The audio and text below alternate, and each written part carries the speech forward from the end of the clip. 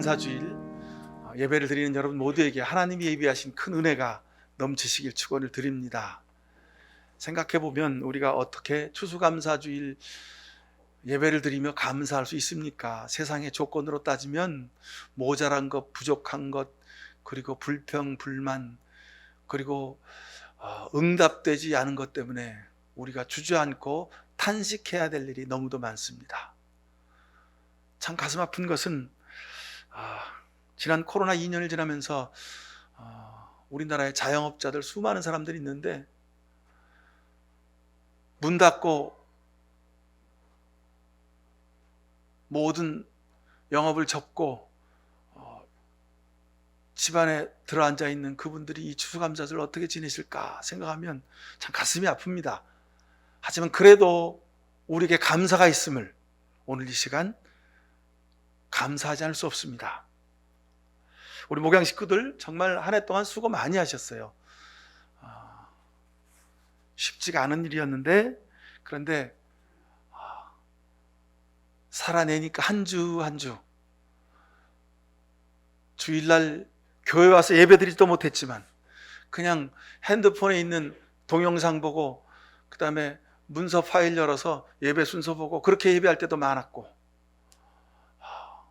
그렇게 지냈지만 그래도 한 주 한 주 지내다 보니까 2021년 벌써 11월 마지막 주가 되었습니다. 다음 주면 우리 이제 대림절을 시작하게 됩니다. 정말 살아온 것이 기적입니다. 그죠? 감사를 드립니다. 올해는 추수감사주일에 한번 잔치를 한번 할 수 있으려니 하고 한 석주 늦게 추수감사주를 지키기로 했는데 그것도 쉽지가 않습니다. 그죠? 여러분 성탄절을 한번 우리 기대해 보십시다. 성탄절 때는 우리가 함께 모여서 먹고 마시면서 서로 웃으며 즐거운 잔치를 할 수 있는 그때가 되기를 기도합니다. 2021년을 지나면서 참 기쁘고 즐거운 일도 많았습니다. 여러분 축하드리고요. 여러분 수고하셨고요. 그 일을 이루기 위해서 얼마나 여러분 노력하셨습니까? 수고 많이 하셨습니다. 그리고 여러분이 일하는 일터 가운데도 하나님이 함께 하셨음을 감사합니다. 나 혼자 직장 생활하는 것도 어려운데 많은 직원들과 함께 같이 한 사무실에서 일했습니다. 그리고 또 내 월급 받아가는 것도 어려운데 많은 직원들을 월급 주느라고 수고한 분들도 있습니다. 여러분 정말 수고 많이 하셨습니다. 그래도군요, 그 회사를 경영하는 사장님 이야기를 들어보면 그분들은 오늘 딱 그 회계 결산해가지고 내일 월급 지불해야지 딱 준비해가지고 회계팀장이랑 회계 담당자랑 다 해갖고 월급 딱 줬어요. 월급 딱 주고 돌아섰는데 그 다음날이 또 바로 월급 주는 날이 다가왔다는 거죠. 정말 우리나라의 작은 회사, 기업 10여 명, 1, 200명 모이는 그 작은 회사를 운영하는 그 경영자들, 사장님들 정말 수고가 많으셨습니다. 그리고 여러분 그뿐입니까? 이 코로나 와중에 우리 아이들 도대체 이틀 지나고 하루 학교 가고 어느 날은 3일 지나고 하루 학교 오라 그러고 어느 날은 또 매일 오라 그러고 어느 날은 오전만 잠깐 왔다 가라 그러고 정말 수고 많이 하셨습니다. 그 코로나 방역 당국의 스케줄에 맞춰서 아이를 하루 보냈다가 이틀 보냈다 3일 보냈다 매일 보냈다 아이들이랑 집에서 전쟁하느라고 얼마나 수고하셨습니까? 여러분 정말 수고 많이 하셨습니다. 얼마 전에 작관 소설가 박한서 씨가 자신의 어머니를 회상하면서 이런 얘기를 글에다 쓴 걸 봤습니다. 얘야 살다 보면 다 사라진다. 엄마가 그러셨다는 거예요. 그 하시던 말씀을 가슴에 품고 살았다고. 근데 아마 그분이 이제 어머니 곁에 가서 엄마 이 말 때문에 내가 세상에서 그래도 잘 견디고 살았어 아마 그렇게 엄마랑 이야기할지 모르겠습니다. 살다 보면 다 사라진다. 우리가 세상에서 많이 듣던 말이죠. 근데 이 말은 누구나 할 수 있는 말이 아닙니다. 넉넉하고 모자라고 견딜 수 없고 돌아서야 하고 주저앉아야 하고 포기해야 되고 전부 다 접을 수밖에 없는 상황이지만 그러나 오늘만 내가 참자. 오늘만 내가 견디자. 이번 달만 참고 이번 달만 견디자. 올해만 내가 견뎌보자 하고 그렇게 하루를 일주일을 한 달을 1년을 견뎌낸 그 어머니들 그 아버지들 그 형제지간들, 그들의 인내와 견디고 버텨내는 것, 그걸 통해서 만들어진 말입니다. 살아보면 다 사라진다. 이 말을 성경은 믿음이라고 말씀하시는 거예요. 우리가 성경 보면 구약전서, 신약전서 있죠.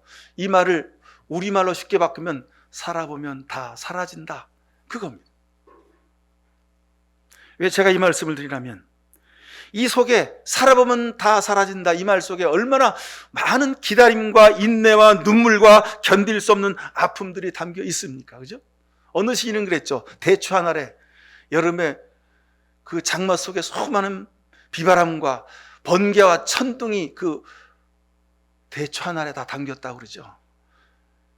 여러분, 대추 한 알에도 천둥과 번개와 여름의 뜨거운 햇볕과 비바람이 당기는데, 여러분들 우리 인생이야 그거보다 수백 배 되지 않겠습니까? 여러분 혹시 나만 왜 이렇게 힘들까? 나한테 왜 이렇게 어려운 일이 있을까? 내가 이걸 어떻게 견딜까? 그런 생각이 있는 분 있으십니까? 오늘 추수감사주일 예배 드리시면서 살아보면 또 다 사라진다 하는 말씀이 하나님이 여러분에게 주시는 말씀임을 감사하실 수 있길 축원합니다. 지금은 내 앞에 큰 돌덩이로 굴러와서 아무것도 안 보여. 그죠? 내 앞에 그냥, 여러분 보세요. 이 손톱을 이렇게 멀리서 보면 작은 손톱이지만 내 눈앞에 갖다 대면요, 가장 큰 것이 손톱입니다. 그죠? 문제는 거리이고 시각입니다. 문제가 내 앞에 장애물이, 사건이 얼마나 큰 것이냐, 그게 문제가 아니라 그것을 보는 시각, 그리고 거리가 문제입니다. 여러분, 그 살다 보면 사라진다 이 말을 제가 믿음이라고 말씀드렸는데, 어떤 이들은 그럽니다. 성령 충만, 은혜 충만하면 모든 것이 다 가능하다고, 불가능이 없다고 그렇게 말합니다. 근데 여러분, 그게 가능합니까? 살다 보면 아무리 성령 충만, 은혜 충만해도 견딜 수 없는 일이 있습니다. 기다릴 수 없는 일이 있습니다. 도무지 헤쳐갈 수 없는 일들이 내 앞에 턱턱 나타납니다. 살다 보면 도대체 그렇게 살 수 없는데, 어떤 분들은 자꾸 성령 충만, 은혜 충만하면 다 된다고 말씀합니다. 여러분, 정말 그럴까요? 그 허위의식입니다. 허위의식, 가짜 믿음입니다. 성경에는, 예수님은 그렇게 말씀하시지 않았습니다. 힘드냐? 울어라. 고통스러우냐? 내게 탄식하며 부르짖어 기도해라. 이렇게 말씀하셨습니다. 여러분, 분명히 마음속에 새기십시오. 믿음의 속살은 오로지 인내입니다. 견디는 것입니다. 버텨내는 것입니다. 여러분, 제가 1년에 아마 서너 차례는 이 말씀을 여러분들에게 드릴 겁니다. 믿음은 견디는 거고 버티는 거고 견뎌내는 겁니다. 할렐루야! 성령 충만, 은혜 충만하면 다 해결되는 게 아니라는 겁니다. 모세도 그랬고 사도 바울도 그랬고, 아니요, 예수님이 이미 그러셨습니다. 예수님이 십자가에서 나의 아버지 어찌해서 나를 버리셨습니까? 하고 견딜 수가 없어서, 버틸 수가 없어서 하나님 앞에 절규했습니다. 우리 예수님, 그 능력의 예수님이 할렐루야! 십자가에서 할렐루야! 하면 다 해결되시잖아요. 근데 왜 그거 안 하시고 아버지, 왜 나를 버리셨습니까? 이러셨을까요? 믿음의 차이는 이렇게 있습니다. 허위의식으로 사는 믿음과 진실로 하나님 말씀, 예수 그리스도의 십자가 밑에 무릎 꿇어 사는 사람과는 이 차이가 다릅니다. 믿음의 방법은 여러분, 여러 방법이 있습니다. 축복의 3단계 무슨 하여간 많이 있습니다. 근데 제가 여러분들에게 말씀드리는 것은, 제가 말씀드릴 수 있는 것은, 성경을 통해서 제가 배운 것은, 믿음은 견디는 겁니다. 끝까지 살아내는 겁니다. 믿음은 견딜 수 없는 순간에도 버티고 견디는 겁니다.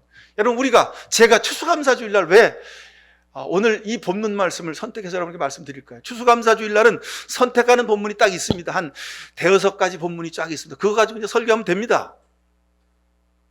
근데 오늘 나더러 주여 주여 하는 자마다 하나님 나라에 들어가는 것이 아니요 내 아버지의 뜻을 행하는 자라야 들어간다는 이 말씀으로 추수감사주일 말씀을 드린 이유가 여기 있습니다. 하나님의 뜻을 행하는 것이 뭘까요? 그게 믿음이죠, 그죠? 그게 믿음으로 사는 겁니다. 하나님의 뜻을 행하는 것, 믿음으로 사는 것입니다. 근데 믿음으로 사는 것은 뭐냐면 견디고 버텨내는 것입니다. 성경은 어떻게 견뎠느냐, 어떻게 버텼느냐, 어떻게 끝까지 감당했느냐, 이것을 기록한 책입니다. 그러다 보면 어느 순간인가 인내하게 되고 버텨내고, 그리고 그 큰 장애물 앞에서 떨어져서 아유 저게 손톱 많은 거였네 하고 돌이켜보게 되더라는 겁니다. 예수님의 십자가의 고난도, 예수님이 십자가에서 고난받으시고 죽으셨죠? 십자가에서 죽으신 다음에 바로 한 1초 정도만 있다가 십자가에서 다시 호로록 부활하셔가지고 십자가의 못을 딱 빼고, 양손의 못을 빼고 다리의 못을 빼고, 그리고 십자가에서 2단 3단 덤블링 해가지고 딱 그 골고다 언덕에 두 발로 딱 쓰셔서 봐라 내가 부활했느니라 뭐 이러셨으면 얼마나 드라마틱하고 얼마나 파워풀합니까? 완전히 천지가 뒤집어지는 거죠. 근데 그 예수님 십자가에서 절규하시고 맥없이 죽으신 놈 그대로 십자가에서 거두어지셨습니다. 그리고 돌무덤에 장사 지내셨습니다. 그리고 하루, 이틀, 사흘. 성경의 3일만이란 이 뜻은요, 3일 만에 부활하겠다. 성경에 3이라는 숫자가 많이 나옵니다. 그건 완전한 것입니다. 예수님이 무덤 속에 3일간 계셨다 이 말은 완전히 죽으셨단 말입니다. 완전히 끝까지 인내하셨단 말입니다. 견딜 수 없는 순간까지 견디셨다 이런 뜻입니다.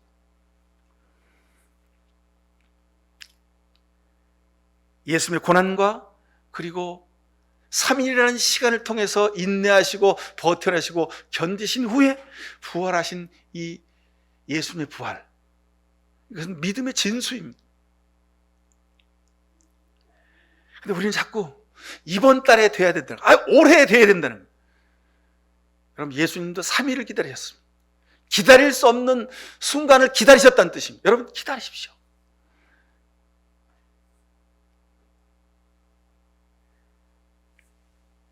제가 좋아하는 시인 기형도라는 시인이 있습니다.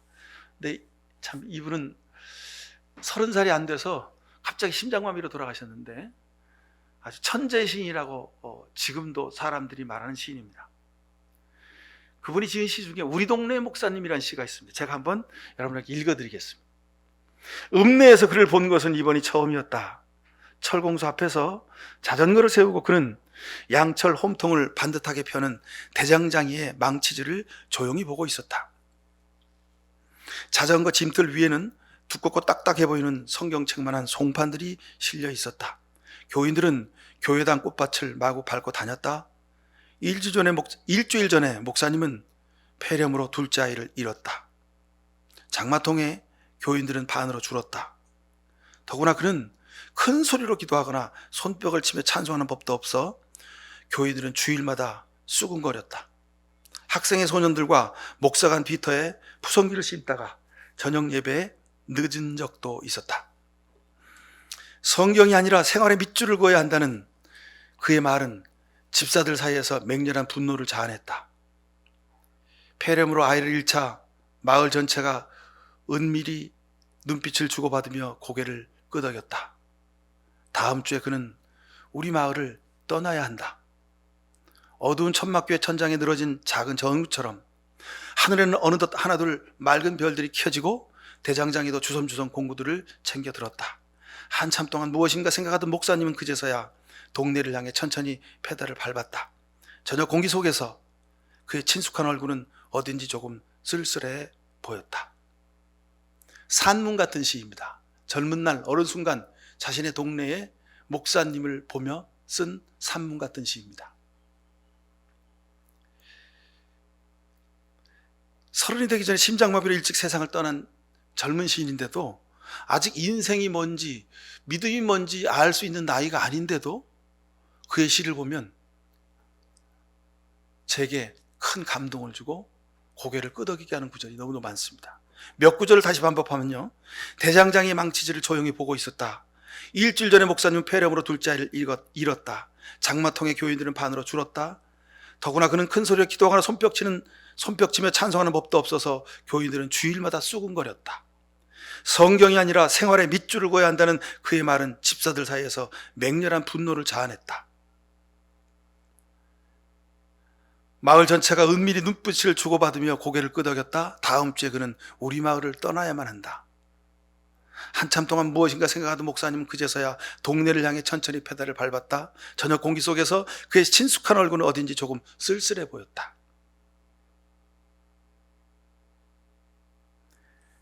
성경이 아니라 생활의 밑줄을 그으라고 그렇게 강조해서 설교를 했더니 그 교회 집사님들이 아주 분노했다는 거죠. 그리고 온 마을에 소문을 내서 수근수근 해가지고 저 목사님 쫓아내자 그래가지고 이제 다음 주에는 이 목사님이 그 마을을 떠나야 한다는 겁니다. 근데 이 기영도 시인의 글을 통해서 보이는 목사님, 저는 그 목사님이 이 시대를 산 예수님이셨다 그런 생각을 하게 됩니다. 성경이 아니라 생활의 밑줄을 그어라. 성경은 수십 년 봐서 닳고 닳았어요. 그래가지고 표지가 닳고 달고 그리고 안에 보면 빨간 줄, 초록줄, 노란 줄, 형광펜으로 막 줄은 수도 없이 그어져가지고 누가 탁 펼쳐보면 야, 이 집사님 성경 기가 막히게 많이 읽는구나. 성경이 저렇게 닳았대. 성경의 밑줄은 수백 번 그었는데 자기 생활하고 그 성경이 상관없는 모습을 보고 이 목사님이 그러신 거죠. 제발 집사님들, 권사님들 성경의 밑줄만 긋지 말고 여러분 생활의 밑줄 좀 그으세요. 생활의 밑줄을 그으세요. 근데 그 말이 그 시골교회 집사님들, 권사님들 마음속에 송곳처럼 찔려가지고 하나님 말씀이 송곳처럼 내 마음에 찔리면 무릎 꿇고 십자가 앞에서 회개하면 되는데 분노했다는 거예요. 누구처럼? 대제사장과 서기관과 바리새인과 성난 군중들처럼 분노한 겁니다. 저 목사를 십자가에 못 박아라, 쫓아내라, 그리고 그랬다는 거죠. 그래서 이 기영도란 시인은 젊은 날의 추억을 기억하면서 우리 동네 목사님이라고 시를 쓰게 된 듯 싶습니다.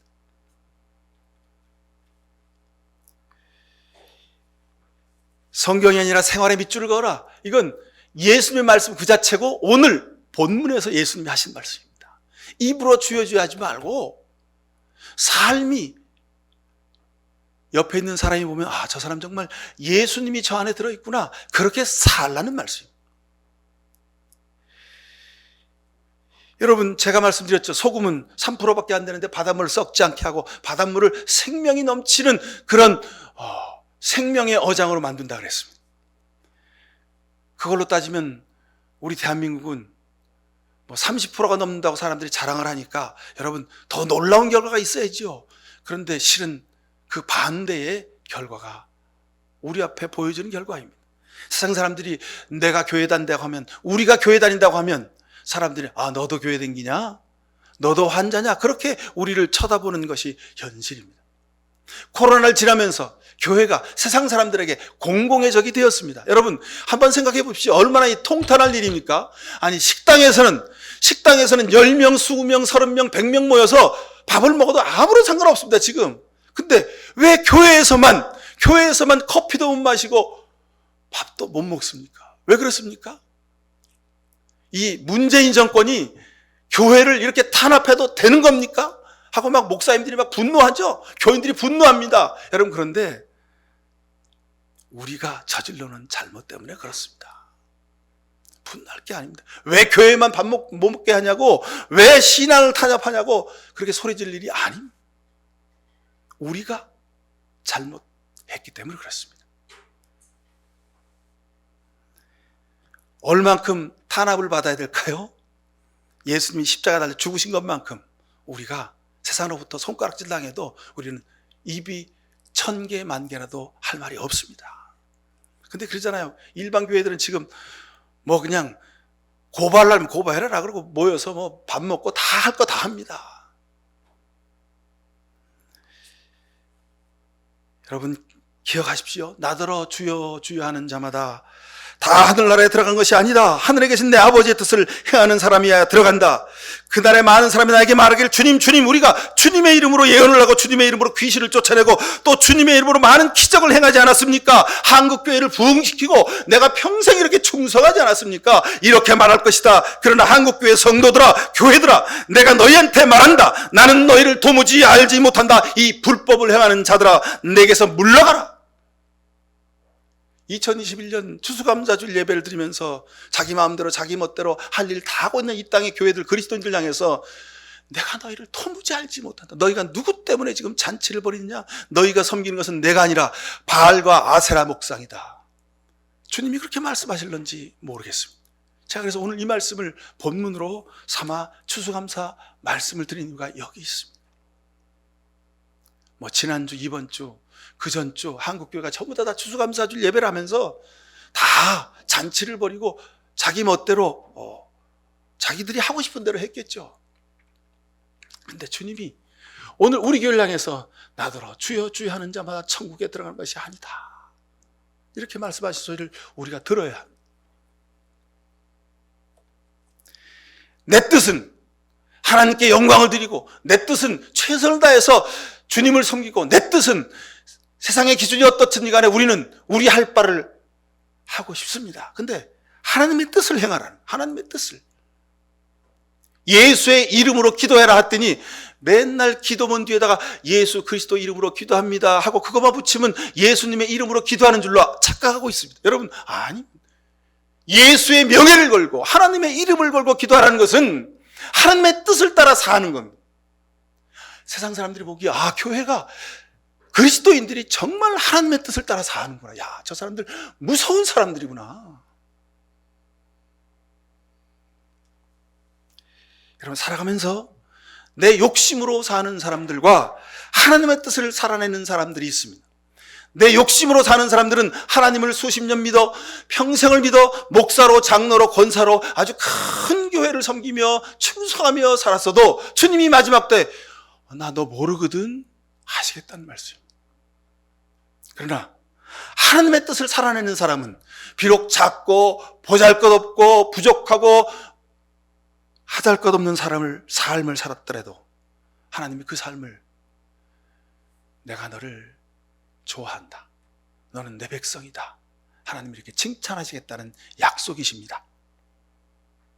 여러분 삶을 살아내는 것 중요합니다. 그런데 내 욕심으로 내 생각으로 내 기준으로 내 마음으로 살아내면요 살다가 내 마음대로 안 되고 내 계획대로 안 되고 내 뜻대로 안 되면 어떻게 됩니까? 때려치우는 겁니다. 살다가 내가 하고 싶은 대로 내 기분대로 내 욕심대로 안 되면요 어떡합니까? 자기 생명까지도 그냥 던져버립니다. 이게 세상 사람들의 이치입니다. 그래서 오늘 성경에 내 뜻을 이루지 말고 하나님의 뜻을 행해라 이렇게 말씀하고 있습니다. 그럼 어떻게 하나님의 뜻을 행할 수 있습니까? 말씀대로 사는 것, 인내하며 사는 것, 사랑하고 사는 것. 여러분 이거 어떻게 합니까? 할 수가 없는데 그죠? 해보니까 안 되는 겁니다. 그죠? 그 어느 것도 하나도 살아내기가 어려운데 어떻게 하나님의 뜻을 행할 수 있을까? 하나님의 뜻을 행한다 이 말 속에는요 하나님 뜻 따라 산다 이 말이 포함되어 있습니다. 자, 세상 사람들은 다 자기 주체적으로 삽니다.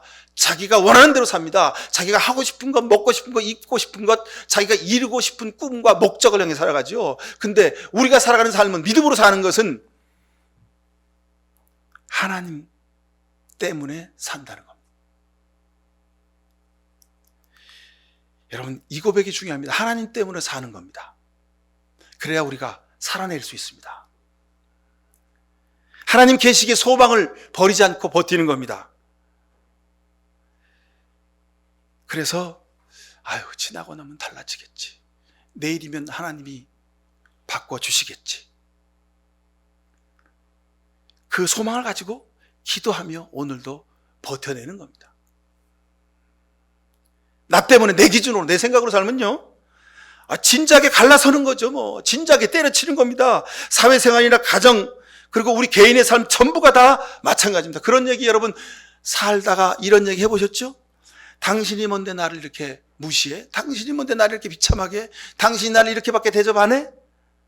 당신이 나한테 이럴 수 있어? 사람이면 그러면 안 되지. 이런 얘기 여러분 한두 번 하면서 살아보셨죠? 억울해서 못 참는 겁니다. 내 기준으로 살면, 내 생각으로 살면, 내 뜻으로 살면요, 상대가 나한테 그럴 수 없는 겁니다. 그럴 수 없잖아요. 그죠? 그거 어떻게 참아요? 참는 사람은 바보고 병신인 거죠. 참을 수 없습니다. 그냥 단칼에 갈라서야 합니다. 그런데 내 뜻과 내 기준, 내 생각으로 살지 않기에 하나님의 기준과 뜻으로 살기에 우리는 오늘 한번 버텨보는 겁니다. 오늘 한번 참아보는 겁니다. 이달 한번 견뎌보는 겁니다. 올해 한번 우리가 끝까지 인내해 보는 겁니다. 가난한 마음으로 사는 것도, 슬퍼하는 일 중에 사는 것도, 온유하게 살려고 노력하는 것도, 의를 위해 수고하는 일도 다 하나님 때문임을 감사합니다. 나 때문이면요, 딱 3번은 참을 수, 아니요, 한 번 더 써서 한 4번 정도 참을 수 있어요. 그 다음은 참을 수가 없습니다. 그 다음엔 너는 사람도 아니야 그러고 딱 돌아서는 겁니다. 그죠? 세상 일은 그렇습니다. 근데 하나님 때문에, 십자가 때문에, 예수님 때문에 오늘 마지막으로 한 번 더 참아내시길 축원합니다. 이번 달 한 번 더 여러분 견디시길 축원합니다. 올해 이제 마지막 한 달밖에 안 남았습니다. 그러니 이번 달 올해만 여러분 한 번 좀 견디고 버텨내시길 축원드립니다. 그럼 이게 살아내는 겁니다. 이게 믿음입니다. 이런 삶을 사는 사람이 감사할 수 있습니다. 그럼 세상적인 감사는요, 내 지갑에 10,000원짜리 100장 있으면 얼마죠? 10,000원짜리 100장 있으면 100만 원인가요? 내 지갑에 10,000원짜리 100장 있다가 20장 있으면 10장 어디 갔지? 하고 아쉬운 법입니다. 100장 들어있었는데 10장밖에 안 남아서 이거 90장 어디 갔지? 그러는 겁니다. 세상의 감사는요, 많아지면 자기가 잘나서 많아진 줄 알고 감사하지 않습니다. 근데 사라지면 다 저 사람 탓입니다. 다 하나님 탓입니다. 이게 내 기준으로 사는 사람입니다.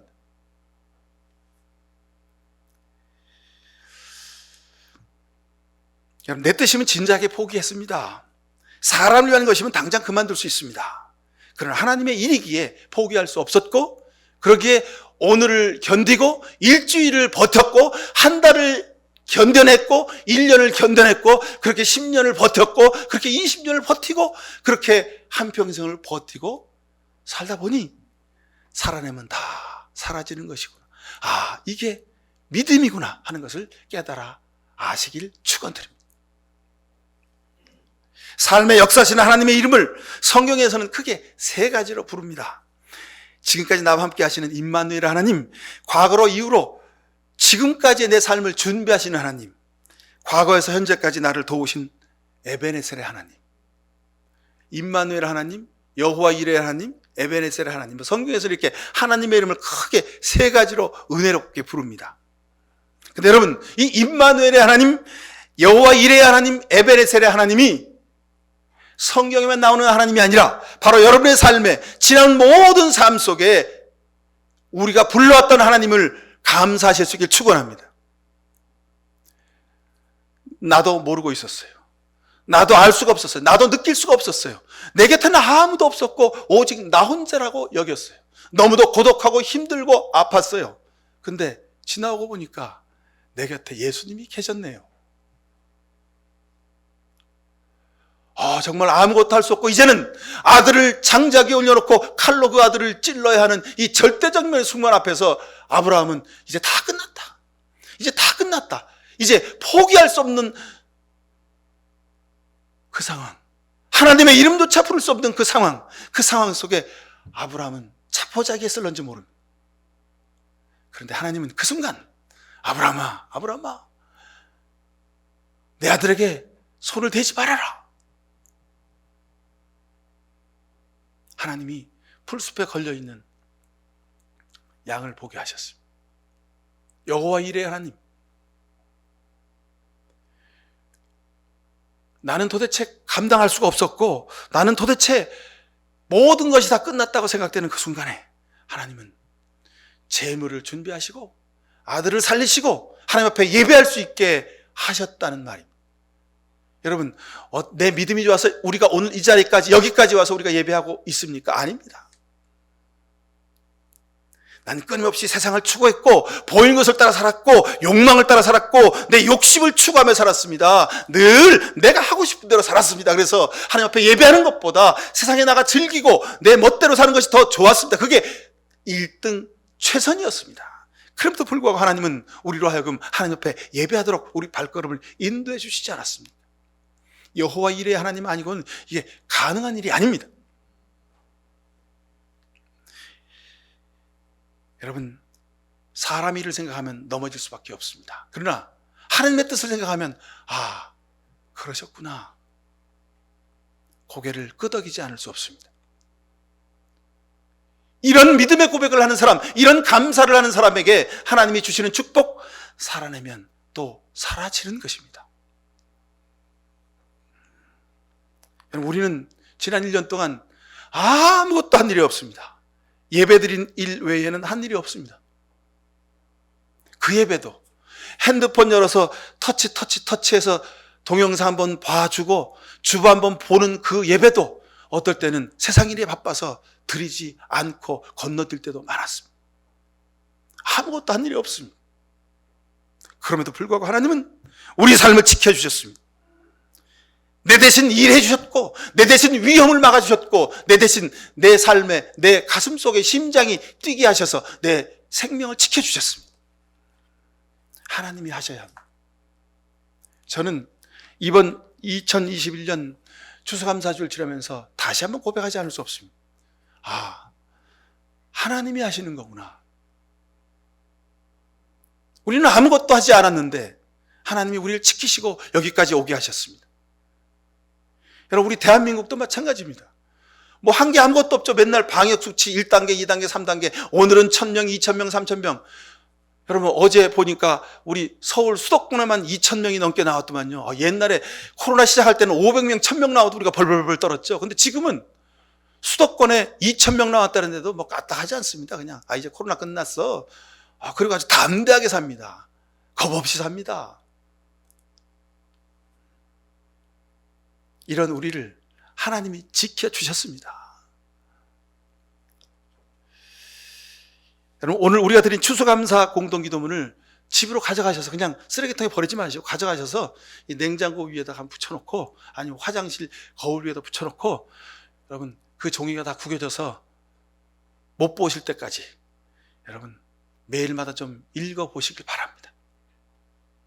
감사하지 않는 사람, 감사하지 못하는 사람, 감사가 뭔지 모르는 사람, 아직 하나님 모르는 사람입니다. 세상에 여러분, 우리보다 잘 살고 우리보다 높은 자리에 오르고 우리보다 더 여유롭고 풍족하게 사는 사람들 많습니다. 그럼에도 불구하고 여러분들은 감사하고 그들은 감사하지 않습니다. 왜요? 그들은 자기 뜻대로 살고 여러분들은 하나님 뜻을 따라 살기 때문에 그렇습니다. 여러분, 오늘도 이제 얼마 남지 않는 이 2021년도 말을 뛰어넘어서 삶으로 말씀을 살아내십시오. 감사를 살아내십시오. 이것이 진정한 감사의 삶입니다. 이 사람이 가장 든든한 믿음을 가지고 사는 사람입니다. 이 사람을 주님이 기뻐하십니다. 기도하십시다. 사랑의 아버지 하나님, 감사를 드립니다. 정말 한 것이라고는 아무것도 없습니다. 그러나 하나님이 우리를 지키셨고 붙들어 주셨고 은혜를 베풀어 주셨습니다. 주님, 감사를 드립니다. 내 뜻이나 내 생각이나 세상의 기준으로가 아니라 하나님의 뜻으로, 하나님의 영광을 위하여 예수 그리스도의 이름 때문에 오늘도 우리가 살아갑니다. 그러기에 감사드립니다. 우리 목양교회의 온 교우들의 이 감사를 주님 받아 주시옵소서. 예수 그리스도 이름으로 기도하옵나이다. 아멘. 2021년 살면서 하루하루 견디고 버텨내게 하셨습니다. 한 달 한 달 견디고 버틸 수 없었음에도 인내하고 기다리게 하셨습니다. 그래서 이제 2021년 추수감사주일 예배를 드리며 한 달을 남겨놓게 하셨습니다. 주님의 은혜가, 주님의 손길이, 주님의 준비하심이, 주님이 도우심이, 함께하심이 실로 놀랍고 감사합니다.